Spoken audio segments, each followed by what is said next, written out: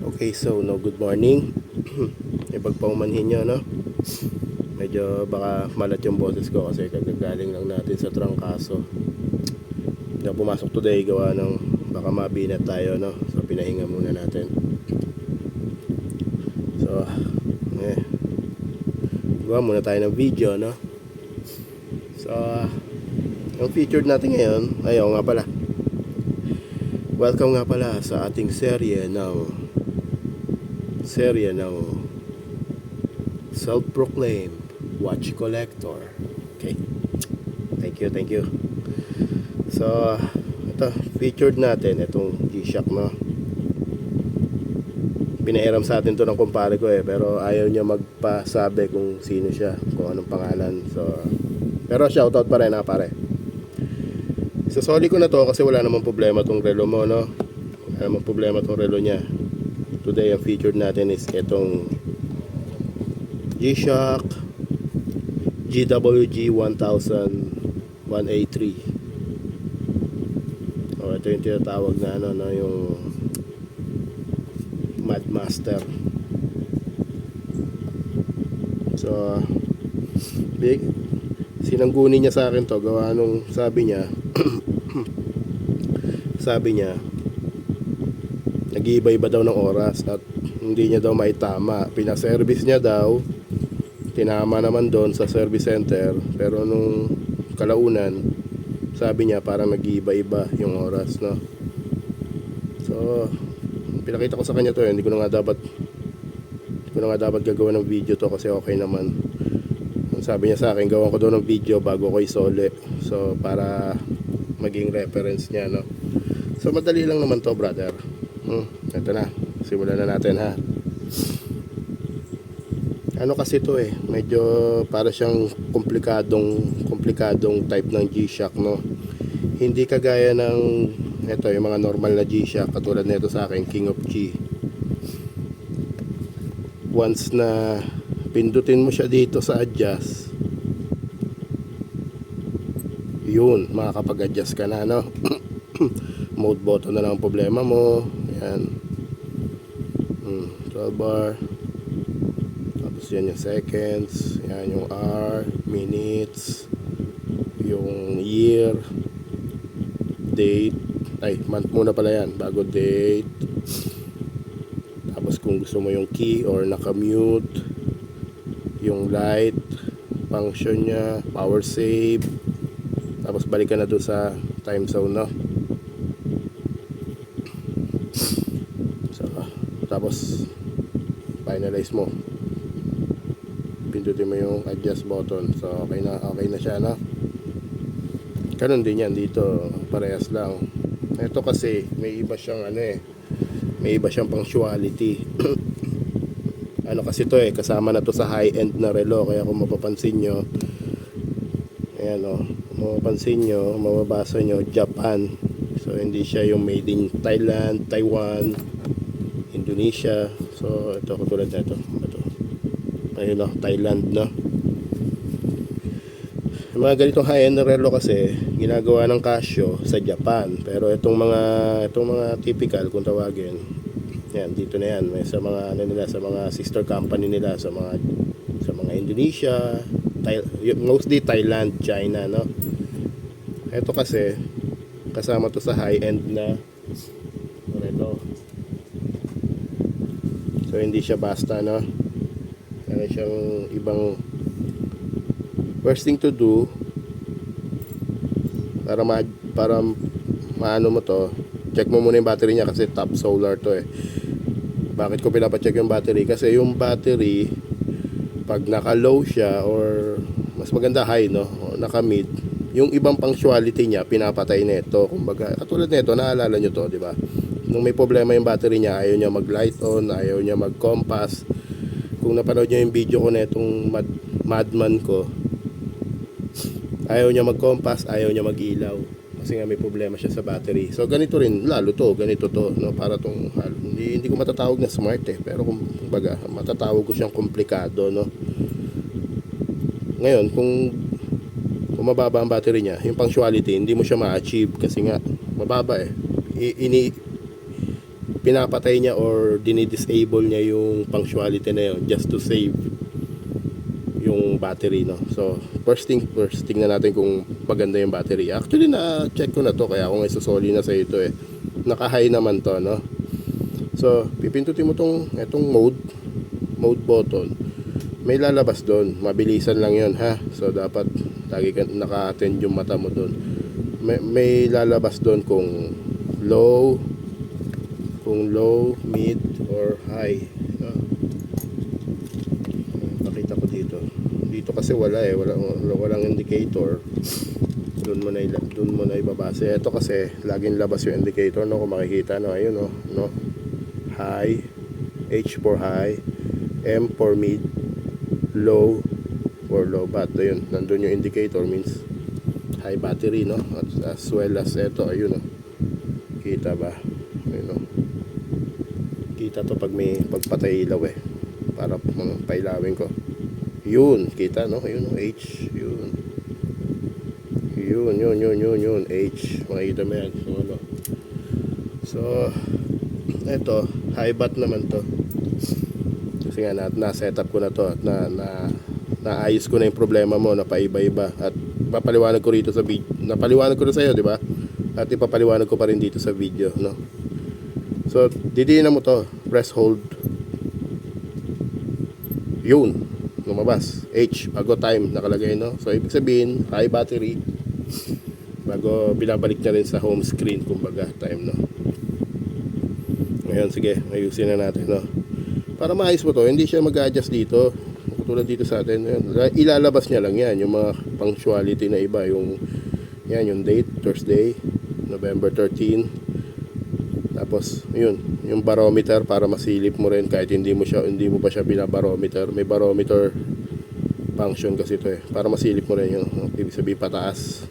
Kung ganyan pataas, no, barometer, maganda senyales, no, ibig sabihin wala nang bagyo. At yung time, ayun, balik lang, no. Hindi mo siya, kahit di na mo yan, no, wala lalabas dyan.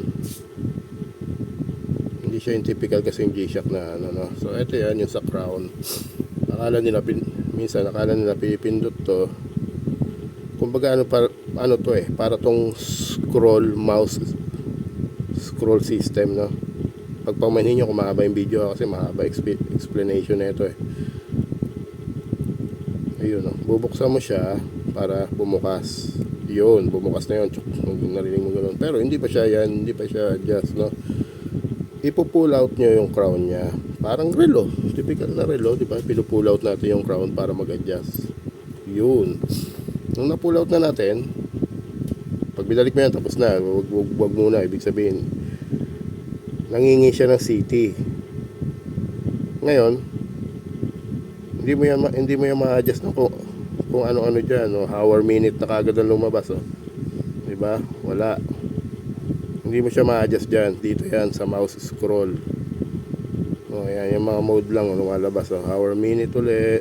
Hour, minute. So cancel muna natin uli, ha. Pinakita ko lang sa inyo na hindi yan mag-adjust dito. Iba ang adjust nya.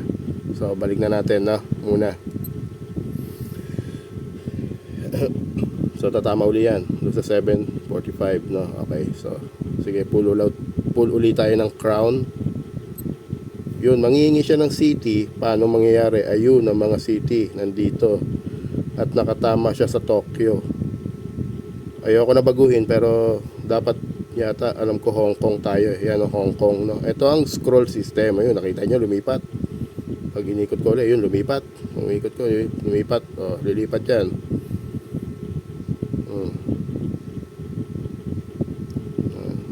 Ito, lipat natin. Sydney. Sydney. Diba? Hindi ko siya babaguhin, no, since naka-original siya sa Tokyo. Pero usually, alam ko ang time zone natin. Ang kapareho ay Taipei, China, Hong Kong, Malaysia. Pasensya na kung maano yung boses ko at medyo kagagaling na natin sa trangkaso. So hindi ko na babaguhin yung Tokyo, okay na yan, ha.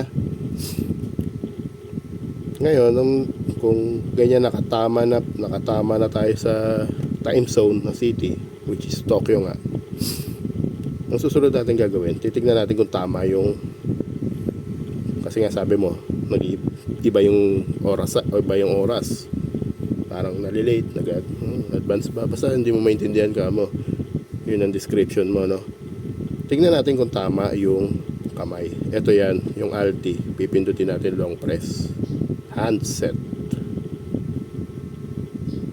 Ayaw. Long press. Ayaw.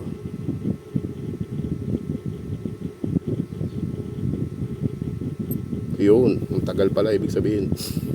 So, ayan na, mag-adjust yan eh. Ang problema matagal to, no? So, ang gagawin ko, ipopost ko muna yung video since 10 minutes na tayo, no? Iikot kasi yan eh. Ay hindi, kaya naman pala. Sige, okay lang. Buti na lang yung oras malapit. Magtatama yan lahat, lahat yan dapat naka 12. Yun, tumama na. Nakita nyo, lahat yun naka ganun. Puro pa ganun, 12 lahat. Ibig sabihin, tama na yan. Susunod natin gagawin, eto, since tama na yan, push na natin to. Ibig sabihin, tama na. Tama yung oras na. So, 7:47. Ang gagawin natin ngayon, mag-a-adjust na tayo. Since alam na natin maganda ang battery, tama yung kamay, balik tayo uli sa crown, hila uli. Ayan yung CT. Naayos na natin yan kanina, so hindi na natin pakikialaman. Daylight saving to. Yan yung tinatawag na daylight saving, no? So, dito kasi sa atin sa Pilipinas, hindi natin sinusunod yan since wala tayong summer, winter, fall, spring. Wala tayo nun eh. So, I suggest off, no? Para i-off ko na to para pag uwi mo ka sa Bacolod, wala ka ng problema. Hindi ko alam kung masasagap mo yung Casio Tower doon, no? Kung malapit sa China. Kasi ang Casio Tower, kaya tinatawag na multiband 6 tower yan, no? So, dalawang tower yan nasa Japan, Fukushima, Fukuoka. Dalawa sa Europe, yung Germany, tsaka yung UK, Anthorn ba yun? Isa sa North America, yung sa Port Collins, at yung sa Shanghai City, China, no? 6 yun. So, I suggest, off mo na to. Hindi natin kailangan to eh. So, kaya ako in-off yan, no? Ayan yung key. Ito naman, pwede mong i-mute kung gusto mo, pwedeng hindi. Pwede natin, ay, nagkamali ako ng pindot, sorry, dito pala yan. So, hour, minute, okay na yan. Ayan. So, okay na, no? Kaya muna natin ito, ha? Ulitin ko ulit, ha? Napindot ko yung ano eh, nagkamali ako ng pindot, sorry. Ganda tong relo mo. I wish to own one. So, kaya yung key nasa sa'yo yan. Kung gusto mong i-mute, ay, sorry, pati ako, nalilito na. Kasi sanay ako kasi dito, no? Pero ito pala yung scroll niyan. Pwede mo siya i-mute, pwede mo siyang i-key. Ibig sabihin ng key, meron. So, ito nga pala, no? Sorry. Nasasanay ako sa mga relo ko. Nagkakamali ako ng pindot. So, yan key. Pwede mo i-mute. Walang tunog. Chick! Walang mga ganong mangyayari. Pero, mas maganda may key, no? Para at least buhay ang relo, no? Kahit naman sino. Auto light on. So, okay to. Auto light. So, top solar naman itong relo mo. Hindi naman masasayang ang battery na ito. Gawa nung pag may liwanag, hindi naman yan yung pag tinirot mo, pag may liwanag, iilaw. Hindi ko alam kung magpa-function, ha? O kaya mamaya ako. Ayun, no? So, di ba yan, ha? Kung mapapansin mo, pag ganito may liwanag, wala, oh. Hindi siya iilaw. Pag madilim lang. So, hindi masasayang yung baterya mo, no? Yun. Pa-function lang siya. Alam niya kasi kung gabi o umaga, no? O maliwanag o madilim. 14 minutes na. Pag paumanhin nyo, mahaba, ha? So, mode uli. On, leave it on. O, yung light mo, pwede mong gawing 1 or 3. 3 seconds, 1 seconds. I suggest 3. Para, since, di ka naman maubusan ng battery. 1 or 3. Since 3 yan. 3 yan originally nakalagay eh. So, hindi ko na pinalitan, no? Hindi ko na binago. 12-hour format. So, hindi naman natin ginagamit masyado ulit yung 24-hour. Hindi naman tayo military time, no? Mas sanay tayo dyan sa 12-hour format. Power save on. So, syempre, power save on yan. Okay. So, bumalik na tayo sa city. So, okay na, ha? Ngayon, meron pa ako isa sa iyo ituturo. Okay na, so bumalik na tayo sa city, okay na lahat yon. Press the crown na to. Now, meron pa ako kasi isang ituturo sa iyo na para palagay ko hindi na kailangan although nandito talaga yung function na yon, palagay ko hindi kailangan dito sa atin, o kahit baka hindi ko gamitin yun yung tinatawag natin multiband 6. Yun yung multiband 6, no? So, sa Casio Tower, para magawa yon, ito kunin natin yung mode, nandun yan sa dulo yung receive, yan. So, ang huli niyang receive, yun nga. Yung kasi nga, binago ko na. Sabi ko, yung pinaliwanag ko sa'yo, di ba? November 2 to nung pinaayos mo sa akin di ba? So, binago ko na. While on that, yung nandyan nga sa receive mode, o yung tinatawag nating multiband, long press mo to. So, lumabas yung RC, no? Okay, sorry. So, lumabas yung RC.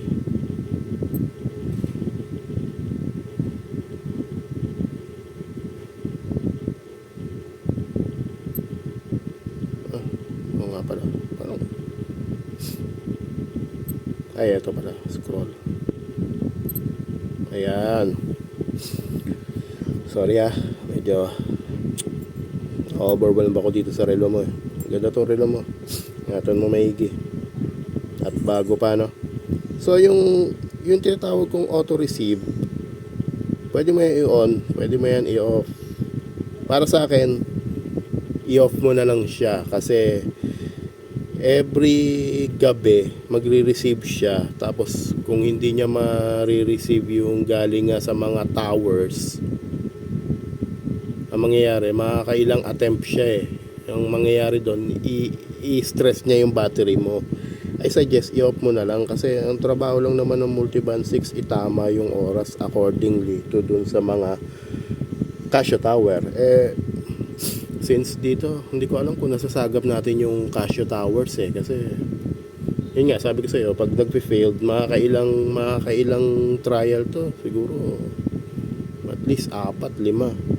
May stress yung battery mo noon kasi syempre gumagamit siya ng antena. I suggest i-off mo na lang yan. Tapos nyon, ikaw na lang magtama ng oras. So, pag pag pumunta ka ng ibang bansa uli, like Japan, Korea, yun, on mo to. Hilahin mo lang. While on that receive, hilahin mo lang yan. Tapos yun. Basta ang huling update niya, November 2. Palagay ko, dito sa atin, hindi na kailangan yun muna. Kasi wala naman tayong sariling Casio Towers dito.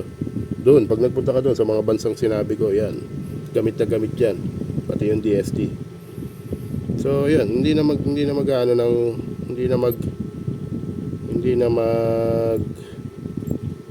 to magkakaproblema gawa nung balik ko na yung crown, ha. Mas maganda isara mo to lagi, huwag mo siyang ngayang naka-expose. Kasi pagbukas yan, baka mahila ka problema. So, yan. Sara natin itong crown, ha. Kung masyado maigpit, basta yung masyado higpitan. May goma naman yan, hindi yan magana sa place. So, yun lang, no. Yung barometer, may pagkakataon, mahaba na yung video, 19 minutes na So, quick lang tayo, ha. Quick lang para at least maano ko rin sa'yo, maituro ko sa'yo. Barometer, ayan yung ating pansukat ng atmospheric pressure, no. So, makikita mo yung graph pag gano'n, tapos yun, yung numero kung ilan, high pressure. Pag yan ay pababa, naglo-low pressure. So, low pressure means may bagyo. Temperature, basic naman yan, temperature, no. Kung ano yung temp na yan, ito yung room temp, yan. Tapos, yan yung recall, minutes, stopwatch, timer, alarm, world time. Saka yung receive. So babalik na uli yan doon once na tapos yung compass niya, ang compass nito yun. So kung nakikita mo yung east, ibig sabihin ang north niya nasa 12 para may tama mo siya. Yung 0, magsi-0 yan. Yun ang tamang, yan na 1. Ang hirap i-0 nag-1 na eh. Yun, 0 north. So ayan, yan ang tama. Yun, medyo ano ba eh. Basta yun, ibig sabihin north, south, east, west. Now balik natin sa mode. Altimeter, ayun negative. Ang sinusukat nito is yung above sea level kung ilan ka. So kung iangat yan,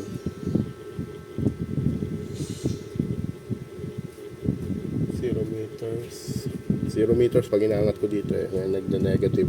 So mababa tayo sea level kaya tayo binabaha. So that's it, yun lang. Nata mo na lang nilagyan ko na to ng protectant para tama-tama pagsoli ko sa'yo. Nilagyan ko na rin ito nga pala ang tip ko dyan ito, lagi mo to ilagay once na pagkatapos mo gamitin, punasan mo. At ito, very effective to moisture absorbent. Nilagay ko na ganyan lahat yan, nilagyan ko yung mga relo ko ng ganyan proper care.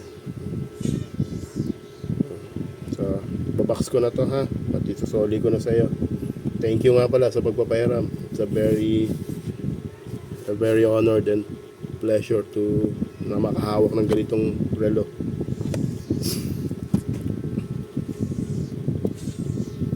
So, baka meron ka pa dyan. Nga pala panawagan baka meron kayo dyan mga watch na medyo may problema kayo. Pwede nyo akong i-approach. Message lang kayo or basta nandyan lang ako lagi sa Carlos. Hindi lang ngayon kasi may sakit ako So that's it. At mahaba na tong video. Thank you sa panonood. Ingat. Keep safe. God bless.